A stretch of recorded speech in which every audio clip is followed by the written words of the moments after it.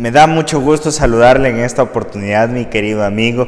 Muchas gracias por acompañarme en este momento de estudio de la Palabra de Dios.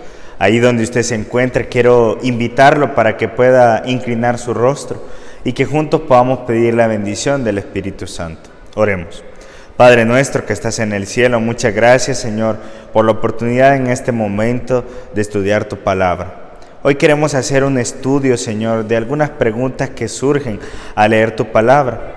Y queremos pedir la unción, Señor, de tu Santo Espíritu, el mismo que inspiró estos versículos de la Biblia, tu santa palabra. Queremos pedirte, Señor, que en este momento pueda estar con nosotros también, para que lo que tú inspiraste en algún momento, hoy podamos ser iluminados nosotros para poder entenderlo. En el nombre de Cristo Jesús te lo pedimos todo. Amén. Es necesario, mi querido amigo, que cada vez que nosotros abramos la palabra de nuestro Dios, nos encomendemos al Espíritu Santo, para que el mismo que inspiró las palabras de la Biblia sea el que nos ayude a poder entenderlas también. Así que, bienvenidos, y hoy vamos a estudiar precisamente Génesis 6:6.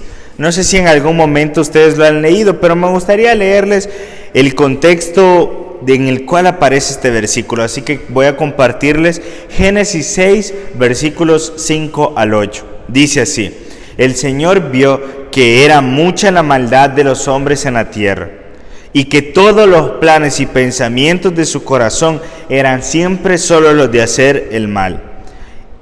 Miren el versículo número 6, Génesis 6:6. Y le apesó al Señor haber hecho al hombre en la tierra. Le dolió mucho en el corazón, y dijo el Señor: borraré de la faz de la tierra al hombre que he creado, lo mismo que a las bestias, los reptiles y las aves del cielo. Me pesa haberlos hecho. Pero Noé halló gracia a los ojos del Señor. Tú y yo conocemos muy bien la historia de Noé. Sabemos que el mundo en aquel tiempo, en esa circunstancia, las personas en aquel momento se habían desviado mucho de lo que Dios les había mandado hacer. Y eso nos lo muestra en Génesis 6:5. Nos habla cómo las personas habían perdido el propósito por el cual Dios los había creado. Muestra que la maldad había llegado a ser muy grande en aquel momento. Los designios, los pensamientos de las personas eran de continuo al mal. Su corazón, lo que estaba dentro de ellos, únicamente los impulsaba para hacer el mal. Era un momento en aquella circunstancia, aquel mundo, un mundo totalmente perdido. Y bueno, tú y yo conocemos un poco la historia que más adelante en Mateo 24, el mismo Jesús hace referencia a los tiempos de Noé para señalar la similitud con el tiempo del fin. Era un mundo corrompido que había dejado que el placer del ser humano, que los placeres mundanos los llenaran a modo que fueran nublados de lo que Dios quería para ellos. Y lo que es interesante dentro de este pasaje es que en Génesis 6:6, tal como lo dice, como lo acabamos de leer, y le pesó al Señor haber hecho al hombre en la tierra, le dolió mucho en el corazón. En algunas de otras versiones de la Biblia, esta primera palabra, esta primera sección de este versículo se traduce como: y se arrepintió Dios por haber creado al hombre. Y eso, al leerlo en primera instancia, genera un poco de inquietud dentro de nosotros como seres humanos, porque entonces viene a nuestra mente esta pregunta: ¿se arrepiente Dios? Y es interesante cómo podemos en algún momento llegar a sentir ese pensamiento, si Dios en realidad se equivoca al igual que yo. Tú y yo conocemos muy bien el significado de equivocarse y de arrepentirse. Tú y yo nos arrepentimos porque en algún momento hemos hecho algo que sabemos que no es correcto. El arrepentimiento viene después de la falta. Yo no me puedo arrepentir antes de haber fallado en alguna cosa. Primero fallo y luego, cuando me doy cuenta que he fallado, que no hice las cosas como las tenía que hacer, que tuve que haberlas hecho de alguna forma diferente, luego que he fallado, es hasta ese momento en el que yo logro recapacitar Y entonces me arrepiento. Y ya pienso si en realidad me fallé, hice las cosas mal. Entonces, eso es lo que genera inquietud en nosotros. Entonces, esta palabra, Naham, en el hebreo, que más adelante vamos a irla viendo un poco, esta palabra Naham se propone, algunos escritores proponen el cómo entender esta palabra Naham. Y existen estas dos formas. ¿Cómo podría entenderse esta palabra? Y la primera forma en que nosotros podemos entenderla es como un antropomorfismo. ¿Qué significa esto? Que el escritor hizo un tipo de adaptación de algún lenguaje de Dios o alguna forma de expresar lo que Dios hacía en lenguaje humano, para que tú y yo lo podamos entender ahora. Probablemente fue una adaptación que se hizo de la acción de Dios, de lo que Dios estaba haciendo, para que lo podamos entender como seres humanos, porque no entendemos el lenguaje de Dios ni las cualidades de Dios. A eso se refiere cuando hablamos del antropomorfismo. Y existe la otra forma de entender esta palabra, como un significado de dolor, es decir, algo que le pesó al Señor, algo que de verdad sintió en su corazón el Señor. Así que vamos a ir avanzando. Y hay algo que debemos de entender. Para el arrepentimiento que se menciona en el Antiguo Testamento, normalmente se utilizan dos palabras. Naham, que es la que estamos estudiando ahora, que pertenece a Génesis 6:6, y ahora esta palabra que ustedes ven acá. Esa palabra en el hebreo se lee shub. La palabra en hebreo es shub, y esta palabra aparece en Isaías 30:15, y dice: porque así ha dicho el Señor Dios, el Santo de Israel. Noten bien, en arrepentimiento y en reposo serán salvos, en quietud y confianza está su poder, pero ustedes no quisieron. Acá el Señor se encuentra diciéndole a su pueblo que si ellos se hubieran mantenido en arrepentimiento, el Señor les hubiera perdonado, hubiera tenido misericordia de ellos. Eso quiere decir que cuando se utiliza la palabra shub, se está hablando directamente del arrepentimiento por el pecado. El shub es el que tú y yo también experimentamos cuando le pedimos perdón al Señor porque le hemos fallado, porque hemos fallado a los principios, a la palabra que Él nos ha dicho. Ese arrepentimiento sucede, como lo estábamos hablando al principio, luego que nosotros le hemos faltado al Señor, nos damos cuenta que no hicimos las cosas como las teníamos que hacer. Y entonces entendemos que necesitamos pedir perdón y cambiar. Ese arrepentimiento es precisamente esta palabra shub. Entonces, ¿existe una diferencia entre shub y naham? ¿Será que existe alguna? Las dos palabras normalmente las podemos leer en la Biblia como arrepentimiento, pero ¿será que hay algo diferente entre ellas? Ya vimos qué significa la palabra shub. Así que ahora vamos a estudiar esta palabra. Esta palabra acá es naham, el verbo naham. Entonces, ¿qué significa esta palabra, este verbo que nosotros vemos acá, que se encuentra precisamente en Génesis 6:6, de donde se traduce si se arrepiente Dios o no se arrepiente? Esta palabra naham, para poder entenderla, en su raíz esta palabra surge de algún modo de un suspiro de parte de una persona, como hacer respirar hondamente, suspirar, lo que nosotros hacemos cuando nos damos cuenta de algo que en muchas ocasiones causa algo dentro de nosotros y entonces suspiramos y hacemos ese suspiro, de esa forma de suspirar es que precisamente viene la palabra naham. Entonces, ¿qué significado podría tener esta palabra naham?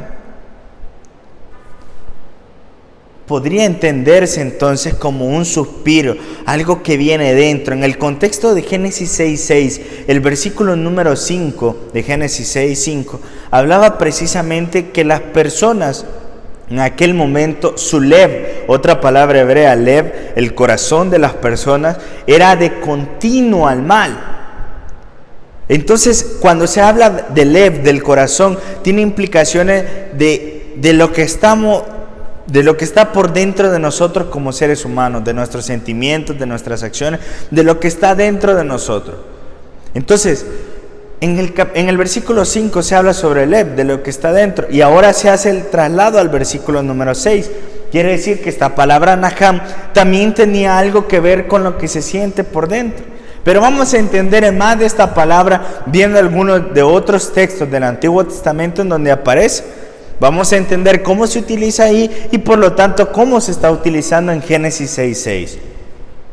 Así que en el primer libro de Samuel, capítulo 15, versículo 11, dice el versículo así: me pesa, esa palabra es Naham, me pesa haber hecho rey a Saúl. En otras versiones se traduce como: me arrepiento de haber hecho rey a Saúl, porque se ha apartado de mí y no ha cumplido mis órdenes. ¿Será que el Señor está reconociendo que Él se equivocó en haber puesto como rey a Saúl? ¿Será que se equivoca el Señor?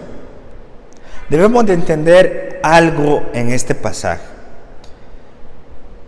¿Por qué al Señor no le parecía que Saúl fuera rey? ¿Qué había hecho Saúl entonces para que al Señor ya no quisiera que él fuera el rey? ¿Quién se equivocó? ¿Saúl o Dios? ¿Quién era el que había hecho malas cosas?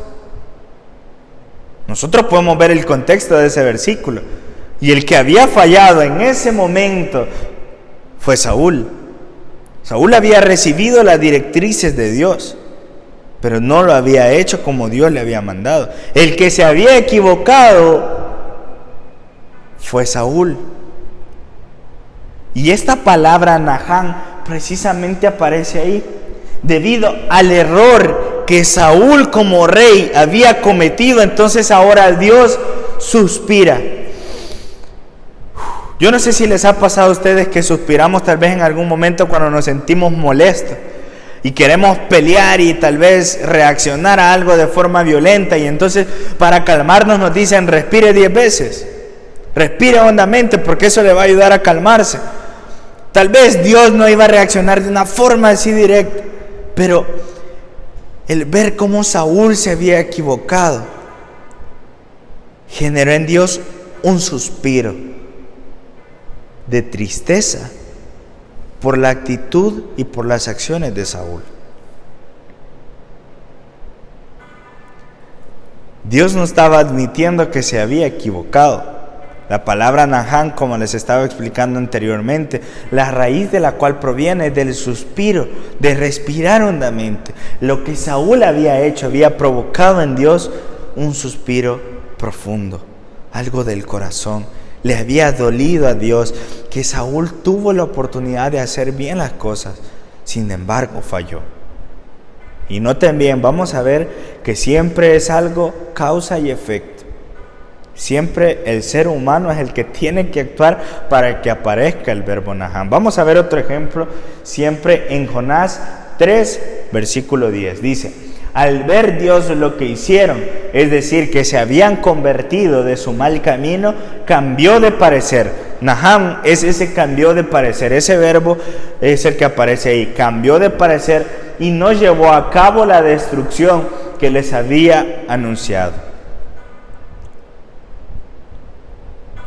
Tú y yo conocemos muy bien la historia de Jonás. Jonás, luego que había huido al principio del mandato de Dios, de la misión que Dios le había dado, entonces sí logra regresar a Nínive y predica. ¿Y qué hizo el pueblo cuando Jonás le predicó? Se arrepintió, aceptaron sus pecados, aceptaron servirle al Señor. Y entonces cuando Dios ve la actitud de las personas de Nínive, ¿qué había dicho Dios que iba a hacer con Nínive? ¿A qué había mandado a Jonás a predicar? Que iba a ser destruida. Entonces, cuando Dios ve la actitud de arrepentimiento de las personas de Nínive, cuando ve que deciden servirle a Dios, entonces Dios utiliza el verbo Naham, cambió de parecer y no llevó a cabo la destrucción que les había dicho que haría. ¿Qué pasó entonces?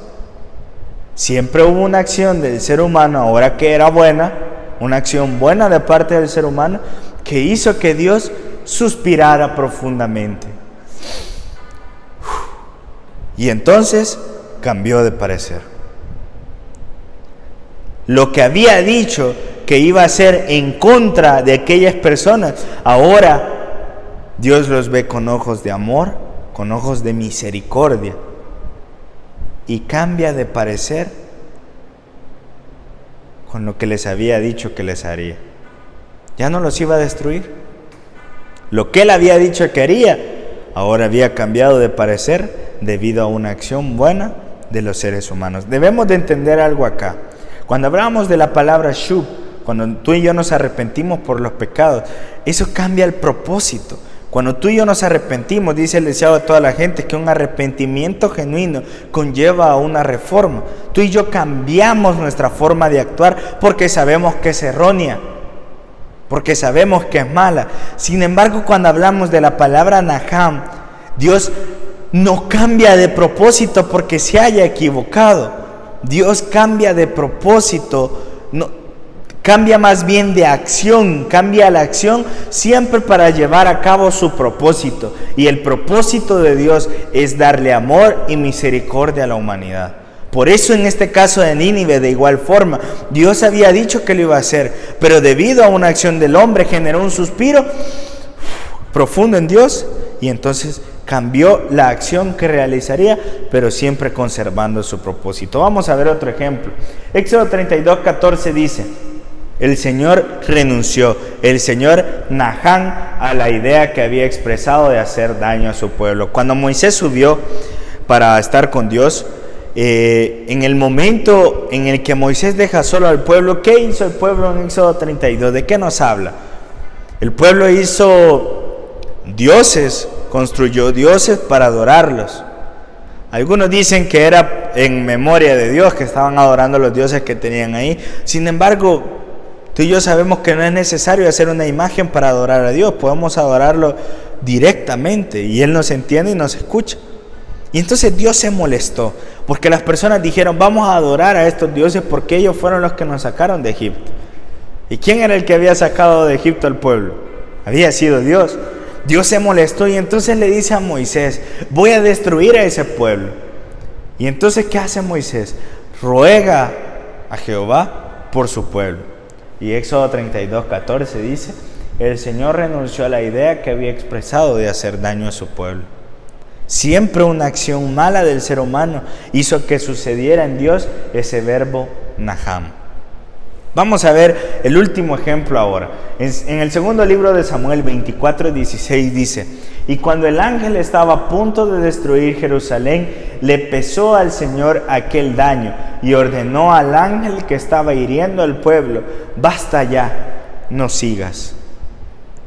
Dios le había dicho a David que escogiera el castigo que iba a recibir. Le dio opción que si los hombres lo castigaban, si Dios dejaba que los hombres lo castigaran, o si lo castigaba a Dios. David escogió a Dios porque sabía la misericordia y el amor de Dios. Y dice precisamente acá, se ve reflejado cómo el Señor, cuando estaban a punto de destruir Jerusalén, dice: basta, ya no sigas. Y entonces Dios cambió de parecer, cambió la acción, pero no cambió su propósito de amor y misericordia hacia los hombres. Eso significa el verbo Naham, un suspiro profundo y un cambio de parecer, siempre para cumplir el propósito de Dios. Siempre donde está relacionado el verbo Naham tiene que ver con la gracia, con la misericordia. Y la Septuaginta traduce también estas partes del hebreo. En la Septuaginta griega aparecen como charis, la palabra griega que se utiliza en el Nuevo Testamento para hablar sobre la gracia. En Génesis 6, luego que vimos que el Señor cambió de parecer, en el versículo número 8 dice, Génesis 6:8, que Noé halló gracia ante los ojos de Jehová.